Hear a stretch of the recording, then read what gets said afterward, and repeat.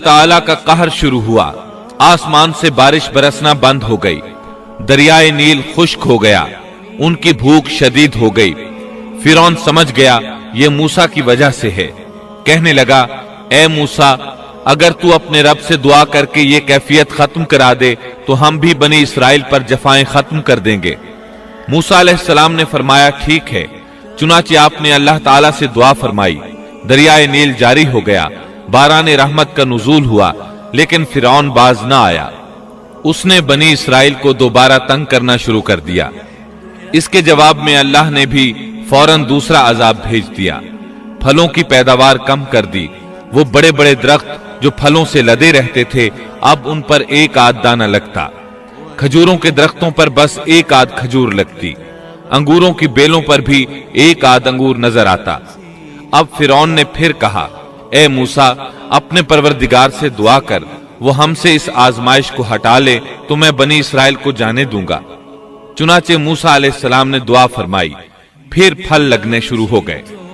मिस्र में खैर बरकत का दौर दौरा शुरू हो गया, लेकिन फिरौन ने बनी इसराइल को फिर भी ना छोड़ा।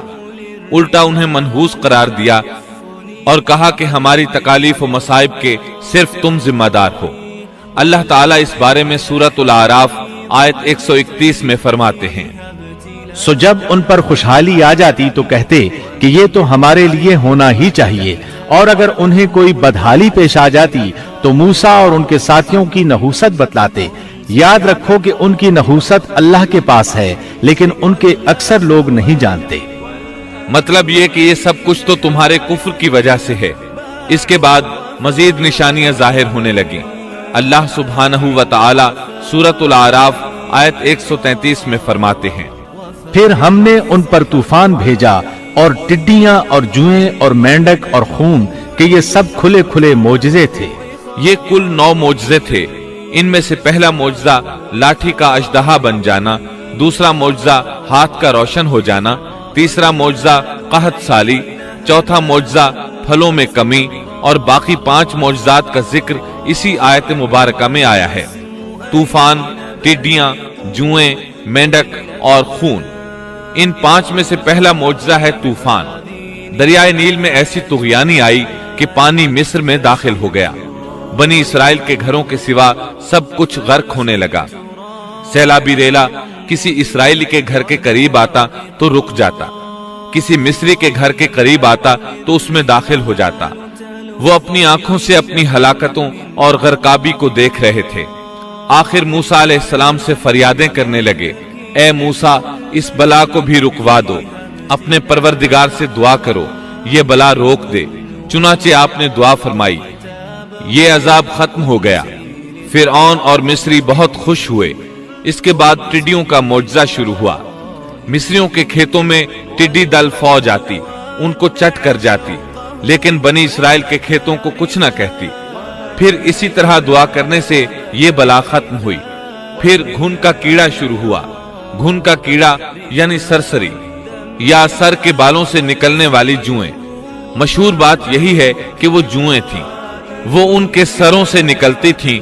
उनके जिस्मों में जुओं की भरमार होने लगी। जूं ही कोई मिस्री किसी के करीब होता, उस पर जुएं गिरने लगती। कोई सोने के इरादे से अपने बिस्तर के करीब आता तो उस पर जुएं ही जुएं होती। उन पर यह आजमाइश भी बहुत शदीद हो गई, लेकिन बनी इसराइल इससे महफूज रहे। इसके बाद मेंढक वाला मौजज़ा शुरू हुआ। मिस्रियों को मेंढक ही मेंढक नजर आने लगे, लेकिन बनी इसराइल के घरों में कुछ भी न था। मिस्री अपना कोई बर्तन खोलता तो उसमें मेंढक नजर आता। कोई अपने बिस्तर पर आता तो उस पर मेंढक होता। खाना खाने के लिए बैठता और लुकमा मुंह में रखता तो वो मेंढक बन जाता। अल्लाह ताला ने उन लोगों को अजीब तरह से आजमाइश में मुब्तला किया। इसके अलावा खून का मौजज़ा, ये 5वां मौजज़ा था। इसके सामने फिरौन बेबस हो गया। उनका पानी खून में तब्दील होने लगा।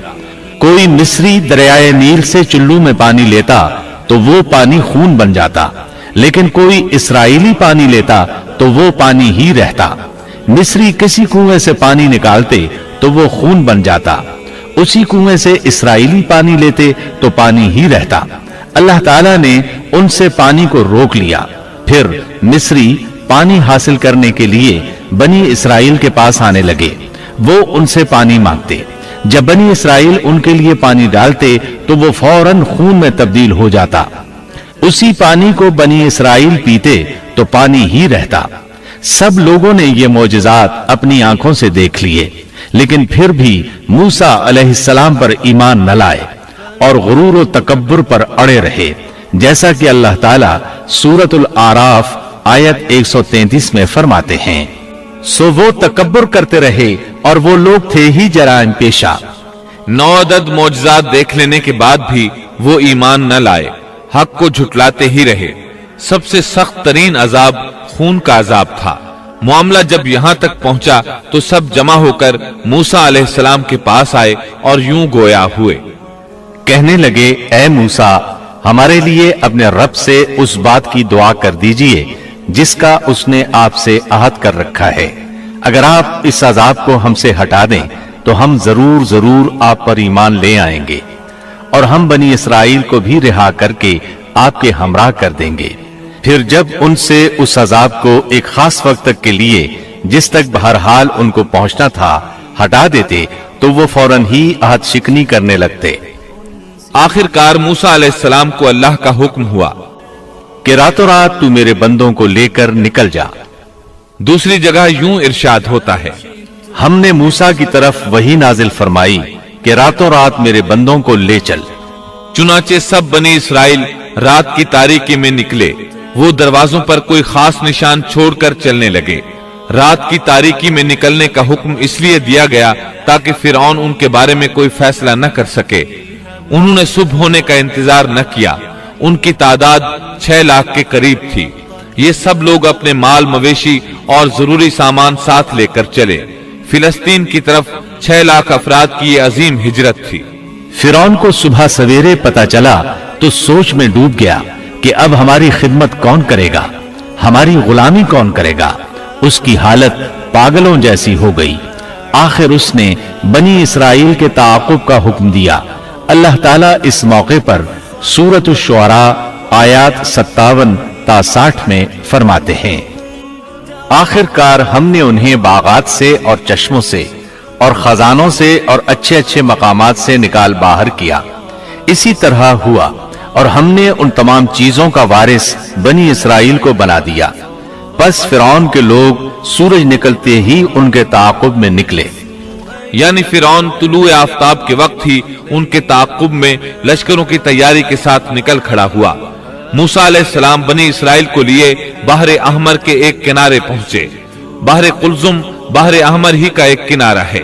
उन्होंने पीछे मुड़कर देखा।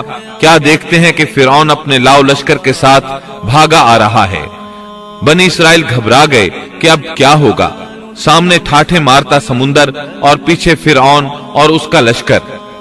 अल्लाह ताला इस मौके पर सूरत शुआरा आयत 63 में फरमाते हैं, हमने मूसा की तरफ वही भेजी कि दरिया पर अपना आसा मारो। बस उसी वक्त दरिया फट गया और पानी का हर एक हिस्सा बड़े पहाड़ की तरह खड़ा हो गया। समुंदर लाठी लगने से ऐसा फटा कि पानी के 2 बड़े बड़े पहाड़ बन गए। यानी समुंदर के अंदर खुश्क रास्ते बन गए और अतराफ में पानी के पहाड़ खड़े हो गए। अल्लाह ताला ने भी फरमा दिया, सूरत ताहा आयत 77 में है कि तू रातों रात मेरे बंदों को ले चल और उनके लिए समंदर में खुश्क रास्ता बना ले, फिर न तुझे किसी के आ पकड़ने का खतरा होगा न डर। ये सब के सब इन रास्तों से पार चले गए।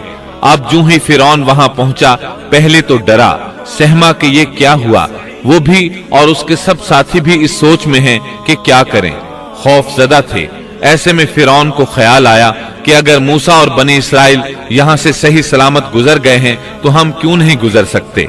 इसके साथ ही उसने अपने घोड़े को समुंदर में दाखिल कर दिया। उसके पीछे उसके सब साथी भी दाखिल हो गए। इधर बनी इसराइल का आखिरी आदमी समुंदर से निकल रहा था, दूसरी तरफ फिरौन का आखिरी आदमी समुंदर में दाखिल हो रहा था। अल्लाह ताला सूरह ताहा में फरमाते हैं, फिरौन ने अपने लश्करों समेत उनका ताक़ुब किया, फिर तो समंदर उन सब पर छा गया जैसा कि छा जाने वाला था। फिरौन ने अपनी कौम को गुमराही में डाल दिया और सीधा रास्ता न दिखलाया। अल्लाह ताला फिरौन की मौत का मंजर यूं बयान करते हैं। और हमने बनी इसराइल को दरिया से पार कर दिया, फिर उनके पीछे पीछे फिरौन अपने लश्कर के साथ जुल्म और ज्यादती के इरादे से चला, यहां तक कि जब डूबने लगा तो कहने लगा कि मैं उस जात पर ईमान लाता हूं कि जिस पर बनी इसराइल ईमान लाए हैं, उसके सिवा कोई माबूद नहीं और मैं मुसलमानों में से हूं। लेकिन जब मौत के मरहले शुरू होते हैं तो तौबा कबूल नहीं होती। उसने जब ये कहा कि मैं ईमान लाता हूं तो अल्लाह ताला ने जवाब में फरमाया, जवाब दिया गया कि अब ईमान लाता है और पहले सरकशी करता रहा और मुफसिदों में दाखिल रहा, सो आज हम तेरी नाश को नजात देंगे ताकि तू उन लोगों के लिए बाइस इबरत हो जो तेरे बाद हैं। और हकीकत यह है कि बहुत से लोग हमारी निशानियों से गाफिल हैं। मतलब ये था कि हम तेरे बदन को जमाना गुजरने के बावजूद बाकी रखेंगे ताकि तू लोगों के लिए इबरत का सबब बना रहे। अल्लाह ताला ने उसके बदन को बाकी रखा ताकि लोग इबरत पकड़ते रहें और वो बाद वालों के लिए निशानी बना रहे। ये अल्लाह ताला की तरफ से ऐलान है, लेकिन लोगों की अक्सरियत अल्लाह ताला की आयात से गाफिल है। फिरौन की लाश आज भी अहराम मिस्र यानी मिस्र के अजायब घर में मौजूद है। हदीस में आता है, सैयदना जिब्रील अलैहिस्सलाम ने नबी करीम सल्लल्लाहु अलैहि वसल्लम से अर्ज किया, ए अल्लाह के रसूल सल्लल्लाहु अलैहि वसल्लम, जिस वक्त फिरौन गर्क होते हुए ईमान का इजहार कर रहा था तो मैं उस वक्त उसके मुंह में कीचड़ डाल रहा था कि कहीं वो ला इलाहा इल्लल्लाह न कह दे और अल्लाह उस पर रहम फरमा दे, लेकिन उसके मुंह से शहादत तौहीद की बात न निकली और बवक्त मर्ग अल्लाह ताला ने उसकी तौबा कबूल न की।